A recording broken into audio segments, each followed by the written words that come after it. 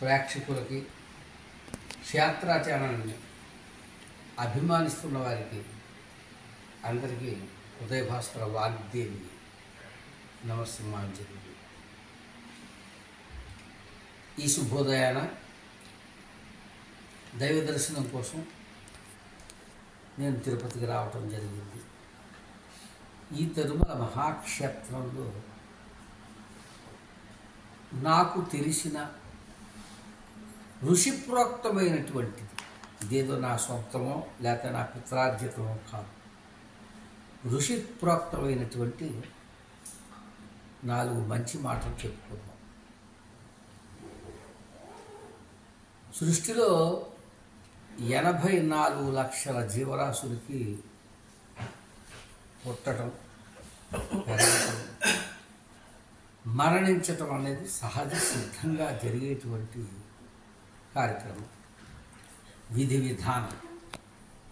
ఏ ప్రాణైనా అది జన్మిస్తూనే దాని మరణం రాయబడి ఉంటుంది. అయితే కర్మబద్ధమైనటువంటి ప్రాణులకి, మానవుడికి భగవంతుడు కొంత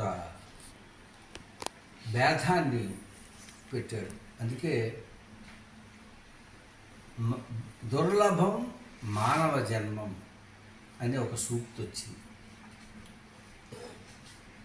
అయితే మనం కూడా 84 లక్షల జీవరాశులతో పాటు ఒక జంతు ప్రవృత్తికి చెందిన వాళ్ళమే. దీన్ని కూడా సైన్స్ అంగీకరిస్తుంది. సైన్స్ మానవుని హోమోసెపియన్స్ అనే ఒక నర వానరంతో పోలిస్తుంది.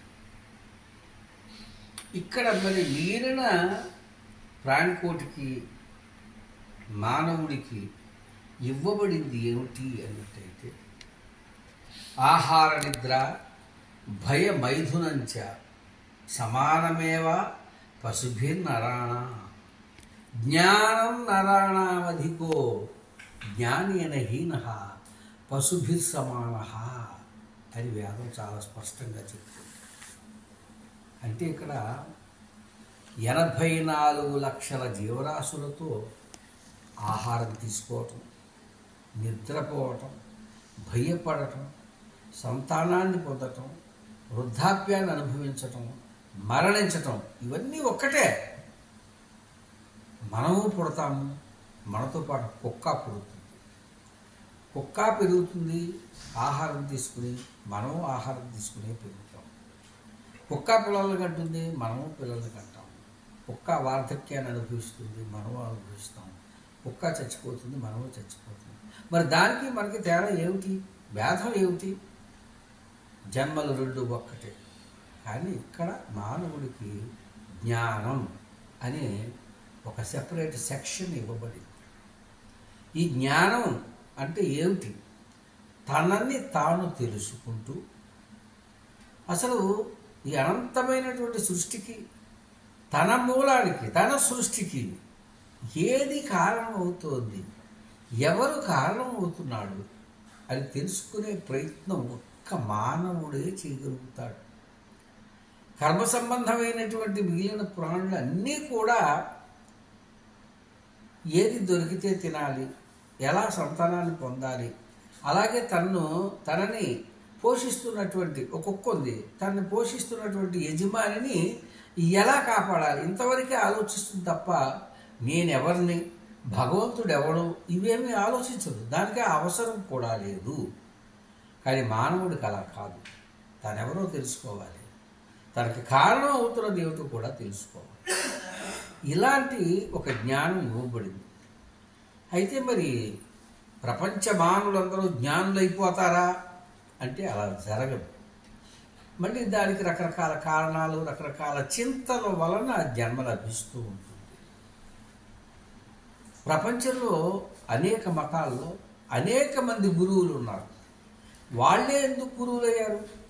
మిగిలిన వాళ్ళు ఎందుకు శిష్య పరంపరలోనే ఉండిపోయారు అంటే, వాళ్ళు మరణించేటప్పుడు ఒక మంచి చింతతో చనిపోయారు కాబట్టి, ఆ తర్వాత వాళ్ళు భగవతత్వం గురించి అయితేనే, జ్ఞానం గురించి చెప్పడం జ్ఞానం గురించి చెప్పడానికైతేనే జ్ఞానులుగా జన్మించడం జరిగింది.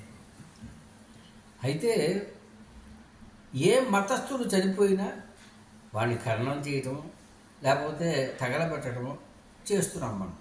అంటే వాడు భూమి మీదే ఉన్నాడు, కానీ ఏ మతస్థుడైనా వెళ్ళిపోయాడండి అని పైకి చూపిస్తూ ఉంటారు. అదేమిటి పైకి చూపించటం ఏమిటి అన్నట్టయితే, ఇవాళ కేవలం ఎవరైనా చనిపోతే మాత్రమే వాడి తల దగ్గర భగవద్గీతను వినిపించి చాలా పెద్ద పొరపాటు చేస్తున్నారు. కృష్ణుడు చెప్పింది చచ్చేంత వరకు భగవద్గీత చదువుకుంటారా, దాంట్లో నేను అనేక విషయాలను చెప్పాను అని చెప్పాడు. కానీ మనం చచ్చిపోయిన తర్వాత వేసి ఇది చనిపోయిన వాళ్ళు చనిపోయిన తర్వాత వేయబడేది అన్నట్టుగా దాన్ని మార్చేసాం. ఇటువంటి భగవద్గీతలో ఆయన ఏం చెప్తున్నాడు? యజ్ఞం వలన వర్షాలు సంభవిస్తాయి, వర్షం వలన పంటలు పండుతాయి, ఆ పంటలని ప్రాణికోటి తినటం వలన మనకి అది జంతోత్పత్తి కానీ మానవోత్పత్తి కానీ జరుగుతుంది. ఈ వర్షంతో పాటు స్పేస్లోంచి అంటే ఆకాశంలోంచి అంటే పితృలోకంలోంచి ఏం వస్తున్నాయి అన్నట్లయితే ప్రాణికోటి వస్తుంది.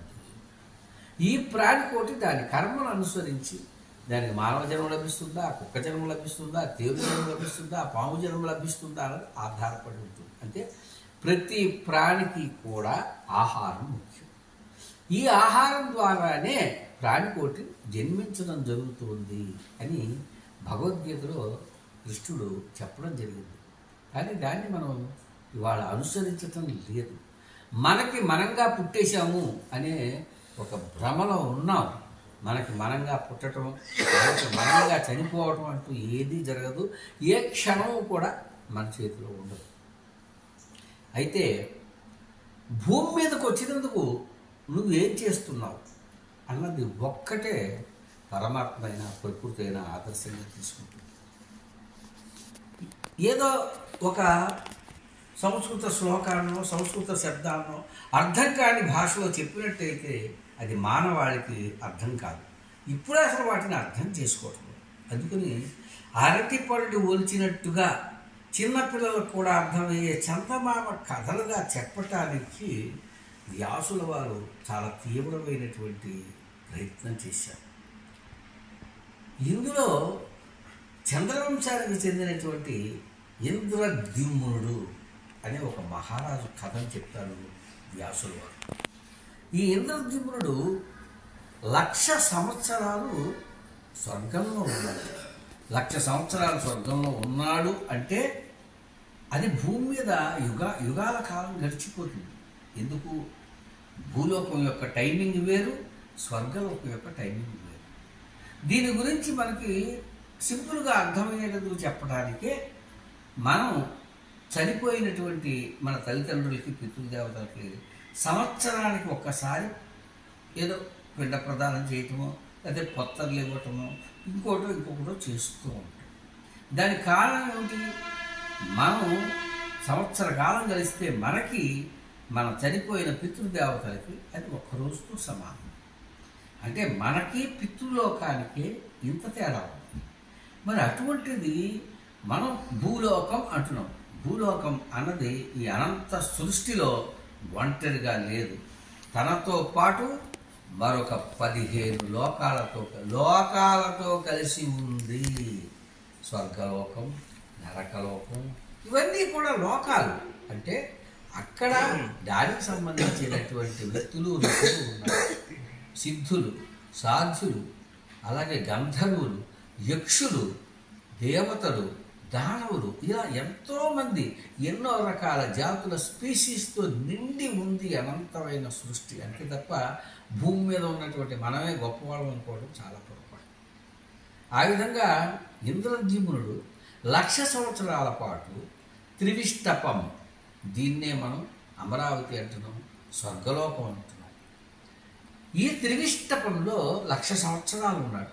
ఉన్న తర్వాత ఆయనకి విసుగొచ్చి ఒకసారి నారాయణ దగ్గరికి వెళ్ళి, అయ్యా నేను వచ్చేప్పుడే 1,00,000 సంవత్సరాలు అయింది. మళ్ళీ నేను ఒకసారి భూమి మీద పుట్టాలనుకుంటున్నాను అన్నాడు. దానికి నారాయణుడు నవ్వి, అలాగే తప్పనిసరిగా భూమి మీద నీ పేరు ఎవరికీ తెలియదు, ఎవరూ చెప్పుకోవటం లేదు అని తెలిసినప్పుడు నేను పుట్టిస్తాను అన్నాడు. అది కాదు మహాత్మా, అసలు నా పేరు భూమి మీద ఉందో లేదో నేనే స్వయంగా వెళ్ళి చూద్దాం అనుకుంటున్నాను అన్నాడు ఇంద్రద్యుమ్నుడు. వెంటనే ఆయనకి అంతవరకు ఉన్నటువంటి ఆత్మ శరీరానికి మన మానవ శరీరం ఇవ్వబడి భూలోకానికి పంపించబడ్డాడు. ఈ భూలోకానికి వచ్చి అప్పట్లో ఏంటో మనకు ఇప్పుడు హోటల్స్ రెస్టారెంట్స్ లేవు. పూటకోళ్ళ ఇంట్లో బస చేసి, అమ్మ ఇక్కడ ఇంద్రద్యుమ్నుడు అనే ఒక రాజుగారు ఉండాలి, నీకు తెలుసా అని. అప్పటికి స్వర్గంలోనే 1,00,000 సంవత్సరాలు అయిపోయిందంటే మన భూమి మీద 10 కోట్ల సంవత్సరాలు అయిపోతుంది. ఎవరికి తెలుసది? నాకు తెలియదు నాయన ఇంద్రద్యుమ్నుడు అంటే ఎవరో అంటే. అమ్మాయ కొంత మనశ్శాంతి లభించింది. ఎందుకు తెలియదు అని. ఇలా ఆయన రాజ్యాలన్నింటిలోనూ తిరుగుతూ ఇంద్రద్యుమ్నుడు తెలుసా ఇంద్రద్యుమ్నుడు తెలుసా అంటే తెలియదు తెలియదు తెలియదు, ఇదే సమాధానం వస్తుంది. కొంత ఆనందించి నారాయణ దగ్గరికి వెళ్ళి, అయ్యా భూమి మీద నా పేరు ఎవరికి తెలియదు అన్నాడు. నాయనా నువ్వు మనుషులను కాదురా, పోయి అడవిలో జంతువులను అడుగు అన్నాడు. కర్మరా భగవంతుడు అటు బళ్ళు కిందకు వచ్చి జంతు జాలాన్ని అడగడం మొదలుపెట్టాడు. ఓ పులి ఎదురొచ్చింది, దాన్ని అడిగాడు ఇంద్రద్యుమ్నుడు తెలుసా అని. నాకు తెలియదండి. ఇలా అన్నింటినీ అడుగుతూ ఒక వృద్ధ జంబూకర్ దగ్గరికి వెళ్ళాడు. ఒక వృద్ధ జాంబవంతుడు అంటే మన ఎలుగుబంటి దగ్గరికి వెళ్ళాడు. వెళ్ళి దాన్ని అడిగాడు, నీకు ఇంద్రద్యుమ్నుడు తెలుసా అంటే అది ఏమంది, ఈ పేరు ఎక్కడో విన్నట్టుగా అనిపిస్తోంది కానీ నాకు అంతగా తెలియదు. ఇక్కడికి దగ్గరగా ఒక మడుగు ఉంది, ఆ మడుగులో ఒక కచ్చపం అంటే ఒక తాబేలు, అలాగే ఆ మడుగు దగ్గరికి ఒక ఏనుగు వస్తూ ఉంటాయి, వాటిని అడుగు అన్నాడు. అనేసరికి ఎప్పుడైతే ఒక వృద్ధ జాంబవంతం విన్నట్టు ఉంది అనగానే కొంత మన ఇంద్రద్యుమ్నుడు వారి గుండెలో రాయిపడింది. సరే ఆ వృద్ధ జాంబవంతం చెప్పింది కాబట్టి మెల్లగా ఆ మడుగు దగ్గరికి వచ్చాడు. ఆ మడుగు దగ్గరికి వచ్చేసరికి అక్కడ ఒక ఏనుగు ఒక కచ్చపం అంటే తాబేలు మాట్లాడుకుంటున్నాయి. ఇక్కడ ఎన్నో ప్రాణులు ఉన్నాయి కానీ వ్యాసుడు చాలా తెలివితేటలు ఉపయోగించాడు. దేనికంటే సృష్టిలో భూమి మీద ఎక్కువ కాలం జీవించే ప్రాణి ఏదన్నా ఉంది అంటే అది తాబేలు. 1000-1500 సంవత్సరాలు బ్రతుకుతూ ఉంటాయి. ఇవాళ కూడా మీకు 1700-1800 సంవత్సరాల తాబేళ్లు మనకి మ్యూజియంస్లో కనిపిస్తున్నాయి. అలాగే ఏనుగంటే 100 సంవత్సరాలు బ్రతుకుతుంది. ఈ ఏనుగు ఆ తాబేలుని అడుగుతోంది, నీ పేరు ఏమిటి అని అడిగింది. నా పేరు ఇంద్రద్యుమ్నం అంది ఆ తాబేలు. అనగానే మన ఇంద్రద్యుమ్నుడు వారి మనసులో గుండెల్లో రాయిపడింది. సరే నీ పేరు ఏమిటయ్యా అని అడిగింది. నా పేరు కూడా ఇంద్రద్యుమ్నమే అంది ఆ ఏనుగు. అని ఆ ఏనుగు ఏమడిగింది, అసలు ఈ ఇంద్రద్యుమ్నం అనే పేరు ఎలా వచ్చింది, అసలు ఎందుకు వచ్చింది అని. అయ్యా నాకు తెలియదు, మా ముత్తాతల నుంచి కూడా ఈ పేరు వస్తుంది. మా తాత పేరు ఇంద్రద్యుమ్నుడు, నా పేరు ఇంద్రద్యుమ్నుడు, మా తాత పేరు ఇంద్రద్యుమ్నుడు అని చెప్పింది ఈ కచ్చపం అంటే తాబేలు. ఏనుగు కూడా అదేనండి నాకు తెలియట్లేదు, మా తాత పేరు ఇంద్రద్యుమ్నం, వాడి తాత పేరు ఇంద్రద్యుమ్నం, నా పేరు ఇంద్రద్యుమ్నం, అసలు ఇంతకీ ఇంద్రద్యుమ్నుడు అనేవాడు ఎవడు నీకు ఎవడో తెలుసా అని అడిగింది. ఇదంతా కూడా ఇంద్రద్యుమ్నుడు వింటున్నాడు. అప్పుడు ఈ తాబేలు ఏముందంటే, అయ్యా మా ముత్తాతలు ఎవరో చెప్పగా విన్నాను, కొన్ని కోట్ల సంవత్సరాల కిందట ఇంద్రద్యుమ్నుడు అనే మహారాజు గారు ఉండేవారట. ఆయన ఎంత పరాక్రమవంతుడో అంత మంచివాడు. ఆయన ఏం చేశాడు, యాగాలు యజ్ఞాలు చేసి ఈ పేద ప్రజలకి తను సంపాదించినటువంటి భూమిని వాటిని దానం చేసి ఏం చేశాడు, దానం చేశాడు. ఆ దానం చేస్తున్నప్పుడు ఆయన పోసినటువంటి నీటి వలన ఈ మడుగు ఏర్పడింది. ఆయన దానం చేస్తే ఆ నీళ్లు దోసిట్లోంచి నీళ్లు పోసినప్పుడు ఆ నీటి వలన ఈ మడుగు ఏర్పడింది. ఈ మడుగులో అన్ని కోట్ల సంవత్సరాల నుంచి మా వంశం వాళ్ళు వృద్ధి చెందుతోంది. అలాగే మీ వంశస్థులు ఇంకా ఇతరులు పులులు సింహాలు కూడా ఇక్కడికి వచ్చి దాహం తీర్చుకుంటున్నారు. ఆయనకి గుర్తుగా నాకు ఇంద్రజిమ్నం అని పేరు పెట్టారు అని చెప్పింది ఆ కచ్చితం. ఇంద్రజిమ్నుడు తల వేలాడేసుకుని నారాయణ దగ్గరికి వెళ్ళాడు. ఇది కేవలం మనం ఒక కథగానే భావిస్తే అది అలాగే ఉంటుంది. కానీ దీని ద్వారా వ్యాసుడు ఏం చెప్తున్నాడంటే, నువ్వు ఎక్కడ పుట్టావు, ఏ జాతిలో పుట్టావు, ఎందుకు పుట్టావు అన్నది కాదు, నువ్వు ఏం చేశావు, భూమి మీద నీ పేరు నిలబడడానికి నువ్వేం చేశావు అది ఆలోచించు ముందు. నీకు నువ్వు బ్రతకటం కాదురా నాయన, నువ్వు 10 మందికి ఉపయోగపడు. అప్పుడు ఆ 10 మంది కూడా నీ పేరు తెలుసుకుంటారు, నీ పేరు చెప్పుకుంటారు, నీ పేరు తరతరాలకి నిలుస్తుంది. ఈ భూమి మీద నీ పేరు ఎంతకాలం అయితే నిలిచి ఉంటుందో అంతవరకు కూడా నువ్వు త్రివిష్టపం అనే స్వర్గంలో ఉంటూనే ఉంటావు అని వ్యాసుడు ఈ కథ ద్వారా మనకి ఏం చెప్తున్నాడు? బాబు, నీకు తోచినంత వరకు నీ తోటి ప్రాణులకి ఉపకారం చెయ్యి. అది మానవుడా, కుక్క, పంది నీకు అనవసరం. అవన్నీ కూడా నీతో పాటు ఈ భూమి మీద జీవిస్తున్నాయి. ఐన్స్టైన్ ఒక మాట అడిగినప్పుడు, మీరు అణుబాంబులతోటి మానవాళ్ళని చంపాల్సిన అవసరం లేదు, ప్రపంచంలో ఉన్నటువంటి తేనెటీగలన్నింటినీ చంపేసినట్టయితే ఆటోమేటిక్గా 3 రోజుల్లో మానవులందరూ చచ్చిపోతారు అన్నారు. చూసారా? అంటే ప్రకృతిలో మానవుడు అన్నవాడు మమేకమై ఉన్నాడు తప్ప ప్రకృతికి ఎగ్నెస్ట్గా లేడు. అటువంటి ప్రకృతికి, అటువంటి తోటి మనిషికి మనం ఏం చేస్తున్నాం? ఆ మతం, ఈ కులం, ఆ వర్గం, ఈ వర్గం అంటూ లేనిపోనివి మనమే సృష్టించుకుని యుద్ధాలు చేస్తూ, నరహింస చేస్తూ ఎన్నో దారుణాలకి పాల్పడుతుంది. అందుకే ఏ మతస్థుడైనా, ఏ మానవుడైనా తిరిగి 84 లక్షల ప్రాణకోటులుగా పుడుతూ చస్తూ ఆ తర్వాత ఎప్పటికో భగవత్ కృప వలన మళ్ళీ దుర్లభం మానవ జన్మ లభించగలుగుతుంది. ఈ సత్యాన్ని చెప్పడానికే వ్యాసులు వారు చాలా చిన్న కథల ద్వారా ఇలాంటివి మనకి అందించడం జరిగింది. కాబట్టి భూమి మీద మీరు ఉన్నందుకు, మీకు మానవ జన్మ లభించినందుకు మీరు ఏం చేస్తున్నారో అది ఆలోచించండి. స్వస్తి. Thank you.